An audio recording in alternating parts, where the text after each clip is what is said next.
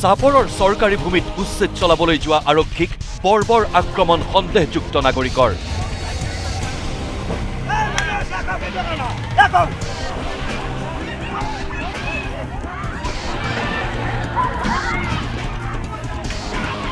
আৰক্ষী প্ৰশাসনৰ ওপৰত ভয়ংকৰ আক্ৰমণ চলি থকাৰ সময়তেই চাপৰৰ উচ্ছেদস্থলীত প্ৰৱেশ অখিল গগৈৰ। অখিল গগৈ যেতিয়া আহিল, অহাৰ পিছত মানুহখিনি জেচিবিত আৰু চৰকাৰী মানে যিখিনি বাহিনী আছে চৰকাৰী বাহিনীৰ ওপৰত এটা মানে লাঠি দি শিল দি দলিয়াইছে। গতিকে মানুহখিনিক মানে এক প্ৰকাৰ মানে উচতাই দিছে বুলি ক'ব পাৰি। কাৰণ মানুহখিনি মানে শান্তশিষ্ট হৈ নিজৰ নিজৰ ঘৰ বাৰী নিজে নিজে ভাঙি লৈ গৈ আছিল। কিন্তু যেতিয়াই মানুহখিনি গম পালে যে অখিল গগৈ আহি আছে, অখিল গগৈ অহা কথা গম পাই মানুহখিনি উচুৰণি এটা পাই জেচিবিত তাৰপিছত চৰকাৰী গাড়ীত মানে শিল গুটি দি দলিয়ালে। প্ৰথমেই চাই লওক সন্দেহযুক্ত দখলকাৰীয়ে কিদৰে প্ৰশাসনৰ ওপৰত জঁপিয়াই পৰিছে।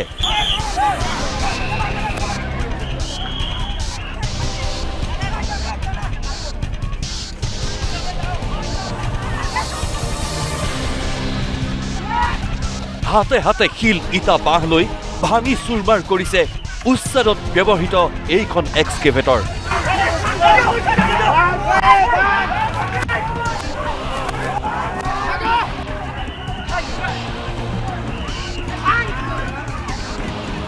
কি পুৰুষ কি মহিলা, আক্ৰমণাত্মক ৰূপত সন্দেহযুক্ত নাগৰিকে এফালৰ পৰা কৰি গৈছে শিলাবৰ্ষণ।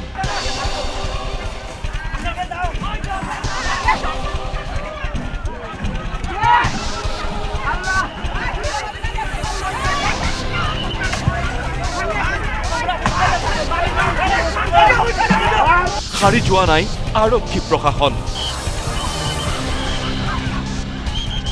যিয়েই যেনেকৈ পাৰে কেৱল আক্ৰমণ কৰিছে আৰক্ষীৰ ওপৰত। দৃশ্যসমূহ চাওক আৰু এবাৰ কল্পনা কৰক, ইহঁতবোৰ কিমান ভয়ংকৰ হ'ব পাৰে। আৰক্ষী প্ৰশাসনৰ চকুৰ সন্মুখতেই এক্সকেভেটৰ ভাঙি পেলাবলৈ মৰসাহ কৰিছে।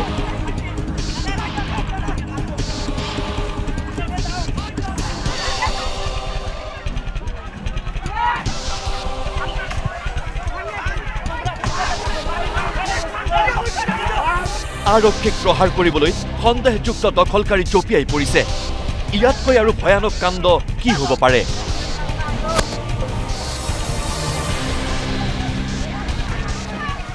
আপুনি জেচিবিত আছিলে? কি হৈছিলে কওকচোন। কিছুমান দুৰ্বৃত্ত আহি কিনে মানে গাড়ীটো ভাঙি দিলে।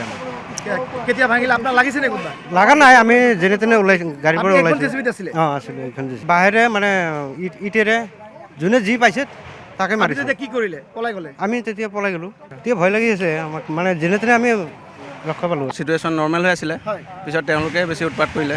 ইহঁতে 2-4জন কৰি আহি হঠাৎ মানে ওচৰতে মানে বাছ চাহ আছিল, এইবিলাক দি মানে খুব মাৰিলে। শিলগুটি দলিয়াইছে পুলিচক। লাগিছে 2-এজনক হাতে চাতে লাগিছে। চাপৰৰ ৩৫০০ বিঘা চৰকাৰী ভূমি দখল কৰি এক প্ৰকাৰ বীৰত্ব দেখুৱাইছিল সন্দেহযুক্ত নাগৰিকে। উচ্ছেদৰ আগতীয়া জাননী পাই প্ৰায় ৯০% লোকেই এৰি গৈছিল বৃহৎ চৰকাৰী ভূমি। কিন্তু চৰকাৰী ভূমিত ৰৈ যোৱা 10%হে আক্ৰমণ চলালে আৰক্ষী আৰু উচ্ছেদত ব্যৱহাৰ কৰা এক্সকেভেটৰত।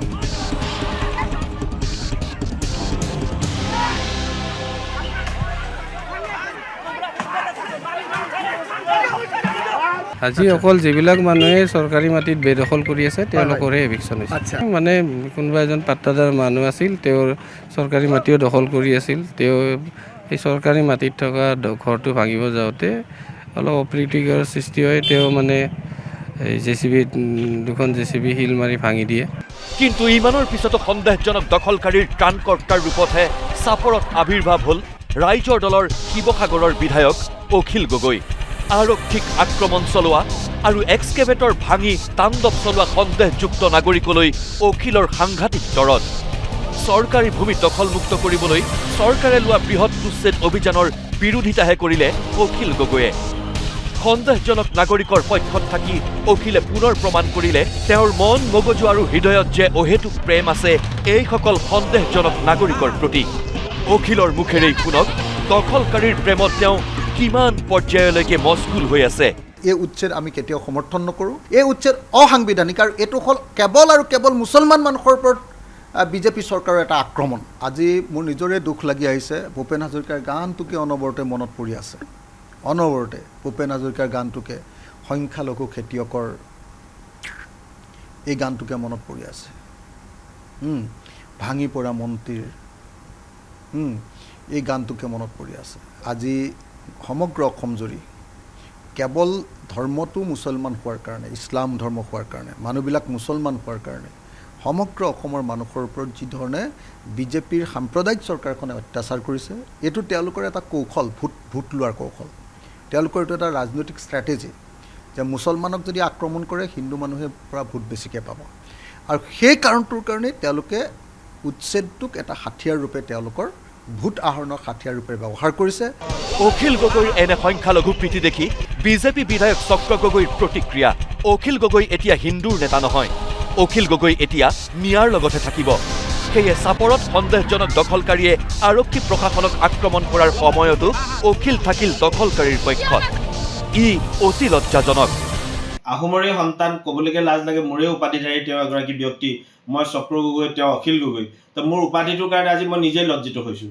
কাৰণ এই মানুহজন এই ইমান গোটেই জীৱন তেওঁ খিলঞ্জীয়াৰ কথা কৈ আন্দোলন কৰি মানুহৰ মাজত থিতাপি পুতিলে, মানুহৰ মাজত তেওঁ আস্থা বুটলিলে। কিন্তু আজি তেওঁ খিলঞ্জীয়া বিৰোধী কেনেকৈ হৈ গ'ল? তেওঁৰ প্ৰত্যেকটো কাম মই দেখিছোঁ বিগত দিনবিলাকত, বৰ্ষবিলাকত তেওঁ সদায় খিলঞ্জীয়া বিৰোধী। পুলিচৰ গাড়ী ভাঙিছে, JCB ভাঙিছে, কিবা কৰিছে, আন্দোলন কৰিছে, লাঠি জাঠি জোং লৈ মানুহ একেবাৰে আক্ৰমণ কৰিবৰ কাৰণে আহিছে। আজি তেওঁ তাত খিলঞ্জীয়াৰ লগত থাকিব লাগিছিল নে দখলদাৰী বাহিনীৰ লগত থাকিব লাগিছিল? অখিল গগৈ তেওঁ আৰু কেনেকৈ হিন্দু মানুহৰ লগত থাকিব? তেওঁ মিয়াৰ লগতে থাকিব। কাৰণ তেওঁ জানে যে হিন্দু মানুহে তেওঁক বিশ্বাস নকৰে, অসমীয়া মানুহে তেওঁক এতিয়া লাহে লাহে বিশ্বাস নকৰা হৈ গৈছে। এফালে চৰকাৰী ভূমি দখলমুক্ত কৰিবলৈ সৰ্ববৃহৎ উচ্ছেদ, আনফালে অখিল গগৈৰ দৰে বিধায়কৰ নিকৃষ্ট ৰাজনীতি। কেৱল ভোটৰ লালসাতেই এজন দায়িত্বশীল বিধায়কেও পাহৰি যায় কোন আপোন কোন পৰ।